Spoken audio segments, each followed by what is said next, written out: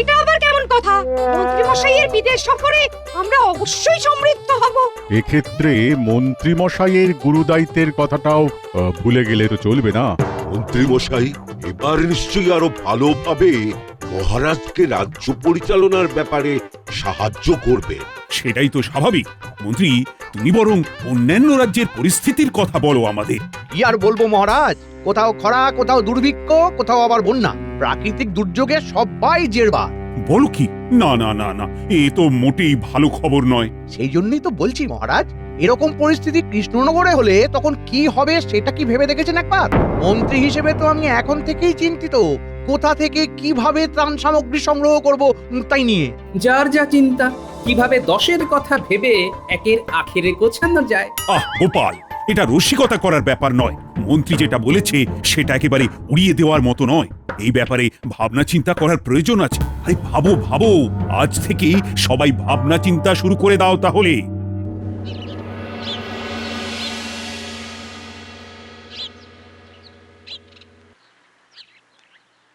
ওই গো গিন্নি, গেলে কোথায়? না না, ফিরতে ফিরতে বড্ড বেলা হয়ে গেল আজ, বুঝলে? কি রাজসভায় ভারী ভারী কথা শুনে আসার পরে এখানেও তো দেখছি গিন্নি মুখ ভার করে বসে আছে। ব্যাপারটা কি? তোমার না হয় রাজসভা আছে, কিন্তু আমার তো মাথা গোজার জায়গা বলতে এই বাড়িটা। এটা সারানোর ব্যাপারে ভেবে দেখেছো তুমি? বাড়ি তো ঠিকই আছে, কোনো সমস্যা নেই। শুধু শুধু এই নিয়ে ভাবতে যাবোই বা কেন? আজ না হয় নেই, তবে কাল হতে কতক্ষণ? সমস্যা কি আর বলে কয়ে আসে গো? পাড়া প্রতিবেশীরা বলছে এবারের বর্ষায় নাকি আকাশ ভাঙা বৃষ্টি হবে গো। যদি তাই হয় তবে এই ঘরের চাল আস্ত থাকবে তো? বেশ তো, পাড়া প্রতিবেশী যখন বলছে তখন না হয় তাদের কথাতেই নাচো। তোমার অবস্থাও দেখছি ওই মহারাজের মতো, বুঝলে? যা হয়নি তা নিয়ে ভেবে মরছো। আমি তো না হয় তবু কিছু ভাবছি, তুমি তো সেটাও করছো না। আমার হয়েছে যত জ্বালা। জব সে গিন্নিকে না হয় সামলে নেব, কিন্তু মহারাজ যদি ব্যাপারটা নিয়ে আরো গভীর ভাবনা চিন্তা করেন, তাহলে তাকে কিভাবে সামলাবো তার একটা উপায় বের করতে হবে।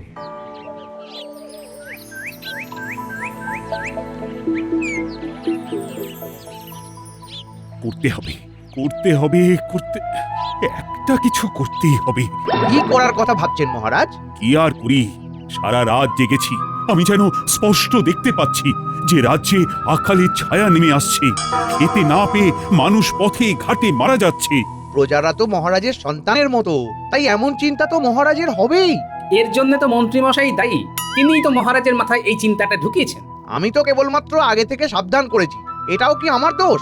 এখন মহারাজ হিসেবে আমার প্রথম এবং প্রধান কাজ হলো মানুষ যাতে অনাহারে না মারা যায় সেটা সুনিশ্চিত করা। এই ব্যাপারে তবে আপনি কি করতে চাইছেন মহারাজ? আমি নয়, এই ব্যাপারে তোমাকেই উদ্যোগ নিতে হবে রাজবৈদ্য। এমন এক দাওয়াই আবিষ্কার করতে হবে যাতে কারুর আর খিদে না পায়। কি মুশকিল! কোন কথা বললে যে মহারাজ রেগে যাবেন, আর কোন পরামর্শ দিলে যে মহারাজ খুশি হবেন, তাই তো ভেবে পাচ্ছি না। এমন দাওয়াই পাই যদি হাতে, খিদে পাবে না নিশ্চিন্ত দিনে রাতে। তবে আমি বলি কি, এখনই এই ব্যাপারে এত দুশ্চিন্তা করার কিছু নেই। ওই জলসেচ ব্যবস্থা ভালো হলেই চাষ ভালো হবে, চাষ ভালো হলেই আকাল থাকবে না। বটে, তারপরে? চাষ না হলেই বরং আকাল হবে মহারাজ। কোনো দাওয়াইয়েই এই আকাল যাবে না, উল্টে রাজ্যে বিপর্যয় আসবে। এতই যদি সবটা সহজ হতো তবে কি আর আমাকে রাত জাগতে হতো? গোপালের কাছে সবটাই যেন দুধে ভাতি, যেমন করে হোক কিছু একটা বুঝিয়ে দেবেই। আসলে বাচ্চাদের সঙ্গে থেকে থেকে গোপাল নিজেও যেন কেমন বাচ্চা বাচ্চা হয়ে যাচ্ছে। না না না, গোপাল সমস্যার গুরুত্বটাই বুঝতে চাইছে না। এমন বালক সুলভ ভাব ভাব করলে তো গোপালকে আর সভাতেই রাখা যায় না। আমিও তো তাই বলি মহারাজ, দুষ্ট গোপালের থেকে শূন্য রাজসভা অনেক ভালো। গোপাল বরং ওই বাচ্চাদের সঙ্গেই থাকুক। বৈদ্য, তুমি বরং লেগে পড়ো দাওয়াই বানাতে।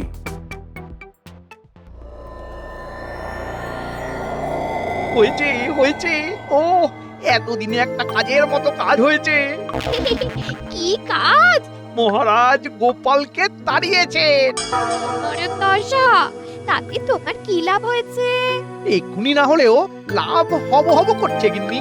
ওদিকে মহারাজের মাথাটা ঘুরিয়ে দিয়েছি, আর এদিকে গোপালকে ছেঁটে ফেলেছি। মানে মানে ময়দান একেবারে ফাঁকা। এবার খিদে মেটানোর দাওয়াই বানানোর খরচের নাম করে কোষাগারটাও ফাঁকা করবো। বলো কি? এই এই এই খিদে মেটানোর দাওয়াই সে আবার হয় নাকি? আহা, হয় না বলে যে কোনোদিন হবে না তা তো নয়। সে দাওয়াই যদি তৈরি না হয় তাহলে কি হবে? তখন আবার কি হবে? এই সব দোষ বৈদ্যের ঘাড়ে চাপিয়ে দেবো না হয়? এটা না হলে সেটা করে দেওয়াই যাবে।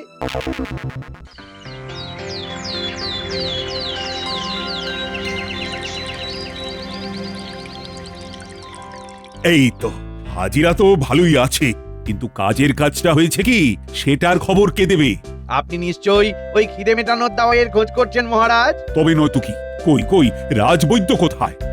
এই তো বলো বৈদ্য, দাওয়াই তৈরির ব্যবস্থা কদ্দূর কি হলো? আজ্ঞে মহারাজ, বিস্তর পুঁথিপত্র নেড়ে যা বুঝলাম, এমন দাওয়াই বানানো অসম্ভব। জগতে অসম্ভব বলে কিছুই নেই, অসম্ভবকে সম্ভব করতে হবে। হ্যাঁ হ্যাঁ, খিদে না পাওয়ার দাওয়াই আবিষ্কার করতেই হবে। আমি বলি কি, রাজবৈদ্য তো থাকছে, সঙ্গে দেশ বিদেশের বৈদ্যদের খবর দিলে কেমন হয় মহারাজ? সে খবর দেওয়া যেতেই পারে, তবে এটাও শুনিয়ে দেব তাদের, আবিষ্কার করতে না পারলে সবাইকে হাজতে ভরা হবে। তবে তো সেখানটারও ওই ভালো মতো ঝাড়পোঁছের দরকার আছে, ভিড় তো খুব একটা কম হবে না। আর মন্ত্রী, তুমিও শুনে রাখো, দাওয়াই তৈরির জন্য অর্থ ব্যয় হচ্ছে, কিন্তু দাওয়াই যদি না পাওয়া যায় তাহলে আমি কিন্তু কড়ায় গন্ডায় সব বুঝে নেব। এই মরেছে, মহারাজের মাথাটা একটু বেশি ঘুরে গেছে মনে হচ্ছে। সে যা হোক, আমি ঠিক সামলে নেব।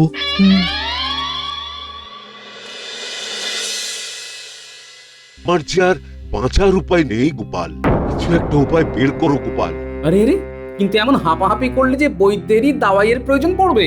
আরে বাবা, ওই দাওয়াইটার জন্যই তো প্রাণ যাই করছে। মহারাজের এখন খিদে মেটানোর দাওয়াই চাই, না হলে মহারাজের মাথা যে পরিমাণ ঘুরছে তাতে তাকে সোজা করা আমার শুধু নয়, আমার 14 পুরুষের অসাধ্য। কিন্তু এই ব্যাপারে আমার কি করার আছে? আমি জানি গোপাল, তুমি ঠিক এই বিপদ থেকে আমাকে সামলে দেবে। এবার তো শুধু আমার বিপদ নয়, দাওয়াই না বানাতে পারলে সঙ্গে সঙ্গে দেশ বিদেশের বৈদ্যদেরও মহারাজ ডেকে এনে হাজতে পড়বেন। বেশ বুঝতে পারছি, এতে মহারাজের সঙ্গে সঙ্গে গোটা রাজ্যেরই বদনাম হবে। তবে সবই যখন বুঝছো তখন আর তবে বলে ঢোক গিলছো কেন গোপাল? না, ভাবছি মহারাজ যেমন চাইছেন তেমনই হোক, বৈদ্যরা আসুক, কেউ না কেউ তো কিছু একটা আবিষ্কার করে দেবেই। ভেবেছিলাম তোমার কাছে এলে হয়তো কোনো একটা সুরাহা হবে, কিন্তু শেষমেশ হতাশ হয়েই ফিরলাম। কি জানি কি হবে এবার।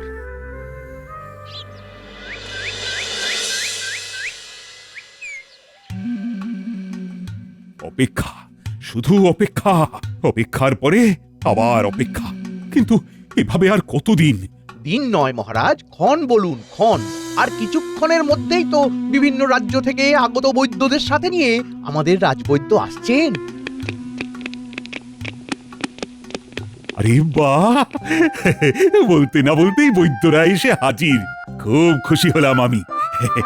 এবারে নিশ্চয়ই একটা সুখবর পাওয়া যাবে। কিন্তু দুঃখের ব্যাপার হলো, বিস্তর খোঁজ খবর আর গবেষণার পরেও আপনি যেমনটা খুঁজছেন তেমন কোনো দাওয়াইয়েরই হদিশ পেলাম না। বাহ বাহ বাহ বাহ বাহ, সেটা আবার ইনি বড় মুখ করে বলতে এসেছেন। না মানে বলছিলাম কি মহারাজ, বছরের পর বছর বিভিন্ন নমুনার ওপর দাওয়াই প্রয়োগ করে দেখতে হবে, তবে যদি কোনো সুরাহা হয়। এটা আবার কেমন কথা? মহারাজের দাওয়াই দরকার আজ, আর উনি অপেক্ষা করবেন বছরের পর বছর। কিন্তু দাওয়াই খোঁজার আগে জানতে হবে যে খিদের মাত্রা মানুষের পরিশ্রমের উপর নির্ভর করে, তাই সেই মাত্রা নির্ধারণ করা অসম্ভব। বটে, কার ঘটে কি ভরা আছে স্পষ্ট বুঝতে পারছি। তা রাজবৈদ্য, এবার তোমার কি বলার আছে বলে ফেলো, সেটাও শুনি। আগে মহারাজ, আমি তো বলছি যে খিদের সাথে মনের সম্পর্ক আছে, তাই মন ঠিক করার দাওয়াই দিয়ে আগে দেখতে হবে। বোঝো কাণ্ড, হচ্ছিল পেটের কথা, সেখানে আবার মনকে টেনে আনা। না না না, কোনোটাই তো মানতে পারছি না, কেবল চুক্তি আর তর্ক। তবে মহারাজ, সত্যের খাতিরে বলতেই হয়, এমন কোনো বৈদ্যগ্রন্থ নেই যাতে খিদের জ্বালা মেটানোর ওষুধ বের করা যায়। এটা যদি সমস্ত বৈদ্যের মত হয়ে থাকে তাহলে প্রত্যেককেই কারাগারে যেতে হবে। এই যে সেনাপতি, সবাইকে কারাগারে ভরার ব্যবস্থা করো এক্ষুনি। আমি তো আগে থেকেই ব্যবস্থা করে রেখেছি মহারাজ। এমনটা যে হবে সেটা কি আর আগে আমি বুঝিনি ভেবেছেন? হ্যাঁ, ওমা, দেখো দেখো কি কাণ্ড, লঘু পাপে গুরুদণ্ড। বলছিলাম কি মহারাজ, এদের ব্যাপারটা আর একটু বিবেচনা করে দেখা যেতে পারে কি? দেখা দেখির তো কোনো প্রশ্নই নেই। একটা সামান্য দাওয়াই, সেটার ব্যবস্থা করতেই সবাই যেন আইঢাই করছে। না না, এদের গারদেই ঠাঁই হবে। শান্ত হন মহারাজ, দয়া করে এতটা কঠোর হবেন না।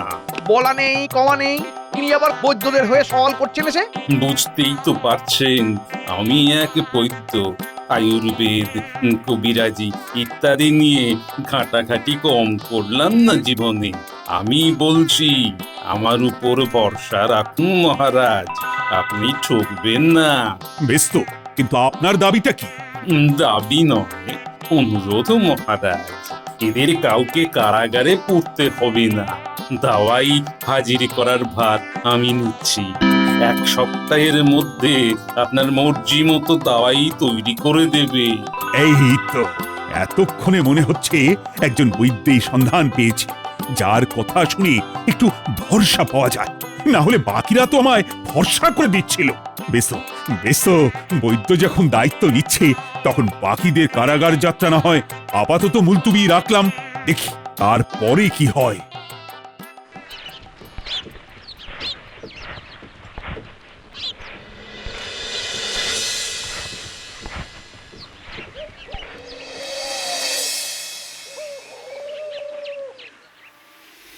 কি হয় করে কিঞ্চিত বিলম্ব হয়ে যাচ্ছে না মহারাজ? আমাদের অবস্থা তো যেন নেই কাজ তবে কই ভাজ। বিচলিত হলে চলবে না। আজ দাওয়াই আসার কথা, প্রবীণ বৈদ্য নিশ্চয়ই কথার খেলাপ করবে না। ওকে দেখে প্রথম থেকেই আমার কেমন যেন খটকা লাগছিল। আপনাকে ভালো মানুষ পেয়ে বোকা বানিয়ে চলে গেল না তো মহারাজ?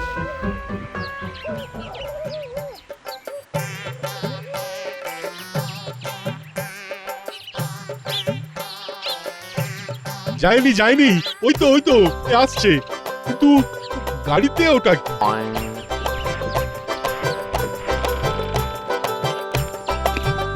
কি বাস? হ্যাঁ, একটা বিশাল লাড্ডু মনে হচ্ছে। হ্যাঁ, তাই তো, কিন্তু লাড্ডু দিয়ে কি হবে? এই যে মহারাজ, আপনার খিদে মেটানোর দাওয়াই হাজির। এর থেকে ছোট একটু কণা মুখে দিলেই আর খিদে পাবে না। তবে আবার কি? না মানে একটা অনুরোধ মহারাজ। আবার অনুরোধ? এবারে আবার কি?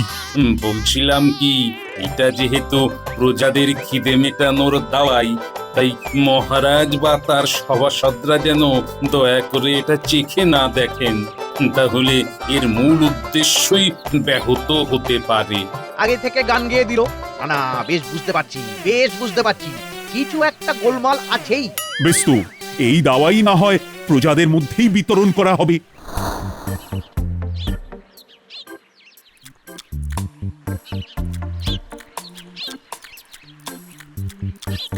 এবার খিদে মেটানোর দাওয়াই এসে গেছে।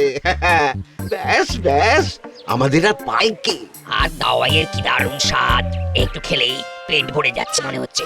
যা বলেছো ভাইয়া, এতদিনে একটা মক্ষম জিনিস পাওয়া গেছে। বাবা দাদু, সবাই বলছে ওই লাড্ডু একটু ফুটে খেলেই নাকি আর খিদে পাবে না। ওনা কথায় কান না দিয়ে একটু চেখে দেখবে নাকি দাদু? কি হলো বলো না। ইচ্ছে যখন করছে তখন ইচ্ছেকে চেপে রাখাটা কি ঠিক হবে? তার মানে খেতে হবে, না হলে পস্তাতে হবে। চল আর দেরি করিস না তাহলে। দেখিস, একা একা খাস না, সবাই যেন নিজে খায় আর অন্যদের খাওয়ার সুযোগ করে দেয়। তাহলে মন্ত্রী, সুযোগের সদ্ব্যবহার হচ্ছে তো ঠিক করে? এই মিলেছে, মহারাজ সবাইকে ছেড়ে আমাকেই যে ধরছেন দেখছি। এবার কি হবে? কি হলো? বিড়বিড় করছো কেন? না মানে মহারাজ, কোন সুযোগের কথা বলছেন?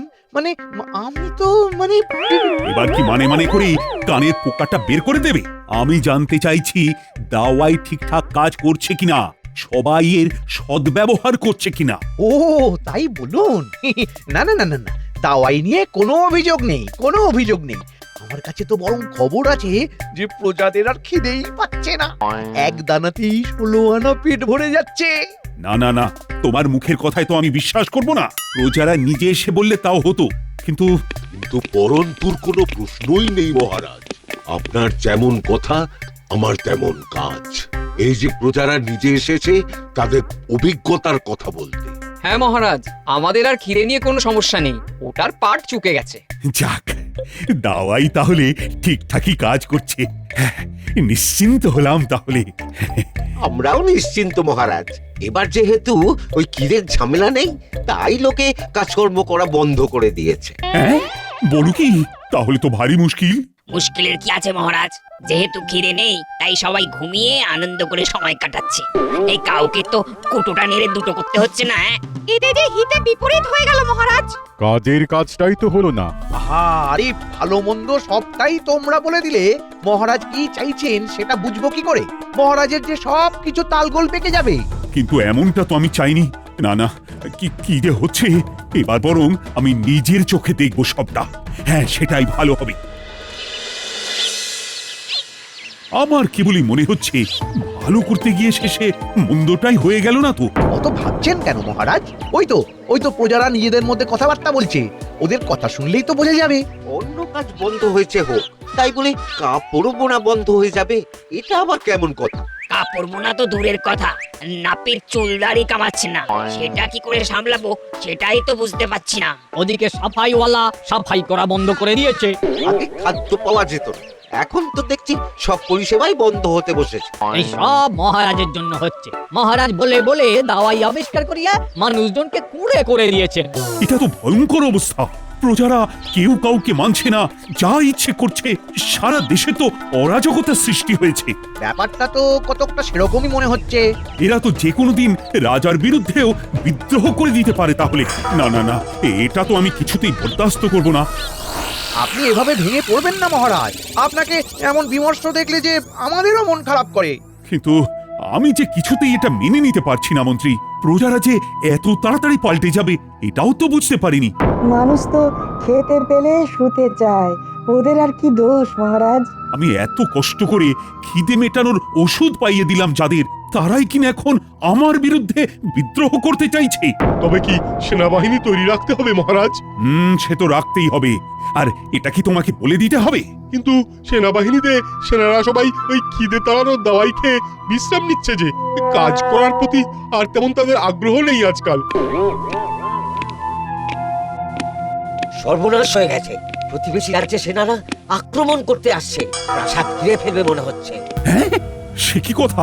এবার তো তাহলে আত্মসমর্পণ করা ছাড়া উপায় নেই। বেশ বুঝতে পারছি, যত নষ্টের গোড়া হলো ওই খিদের ওষুধ। না হলে কি শত্রুরা এইভাবে আমাকে ঘিরে ফেলতে পারে?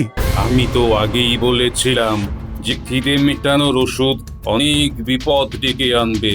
এখন যখন মহারাজ নিজেই বুঝতে পেরেছেন, তখন আর ব্যাপারটা বাড়ানোর দরকার নেই। কি গোপাল, তুমি? ক্ষমা করবেন মহারাজ, আপনি যখন আমার যুক্তিকে বালক সুলভ বলে গুরুত্ব দিলেন না, তখনই আমি ঠিক করে নিয়েছিলাম সম্ভাব্য কিছু ঘটনার মধ্যে দিয়ে আপনাকে বোঝাবো এমন দাওয়াইয়ের সত্যিই আমদানি হলে কি বিপদ হতে পারে। আমি আগেই বলেছিলাম, আমার যেন কেমন খটকা লাগছে। তার মানে এখনো এমন কিছু ঘটেনি, তবে ঘটতে পারে। আর সবটাই তোমার সাজানো ঘটনা। একদমই তাই মহারাজ। আসলে খিদে মেটানোর ওষুধ আজও পাওয়া যায়নি মহারাজ। তাহলে ওই লাড্ডু? ওটা ভোলা ময়রার দোকানে বোঁদে দিয়ে বানানো বিশেষ লাড্ডু। প্রজাদের ওই লাড্ডু খেয়ে এইভাবে অভিনয় করানোটা আমারই পরিকল্পনা মহারাজ। আর এই সৈন্যবাহিনী ঘিরে রাখাটাও বানানো তাহলে? অবশ্যই, তবে এই সবই হতে পারে ওই রকম কোনো দাওয়াই আবিষ্কার হলে। প্রজারা যদি পরিশ্রম করে তবে তারা অবশ্যই তার ফল পাবে। রাজ্যে জলসেচ আর কৃষি ব্যবস্থা ঠিক থাকলে তাদের অনাহারেই বা মরতে হবে কেন মহারাজ? সত্যি গোপাল, তুমি আমার চোখ খুলে দিয়েছো। আমি আর এমন কোনো দাওয়াইয়ের ব্যাপারে ভাববই না। তবে মন্ত্রীকে আমি ছাড়বো না। এই সেরেছে, আমি আবার কি করলাম মহারাজ? কি করনি সেটা বলো। প্রথমে আমার মনে দুশ্চিন্তার জন্ম দিয়েছো, তারপরে আবার দাওয়াই তৈরির নাম করে কোষাগার ফাঁকা করেছো। আপনি আমায় ভুল বুঝছেন মহারাজ, আমি তো শুধু শুধু নয়, শুধু শুধু, তাই তার ফল তো পেতেই হবে। হ্যাঁ? 1 বছর মন্ত্রীর বেতন বন্ধ, এটাই হবে ওর উপযুক্ত শাস্তি। এত বড় শাস্তি দেবেন না মহারাজ, এমন হলে যে এবার আমাকেই খিদে মেটানোর দাওয়াই খুঁজতে হবে। তাই খোঁজো তাহলে। খুঁজতে খুঁজতে পেলেও পেতে পারেন অমূল্য রত্ন।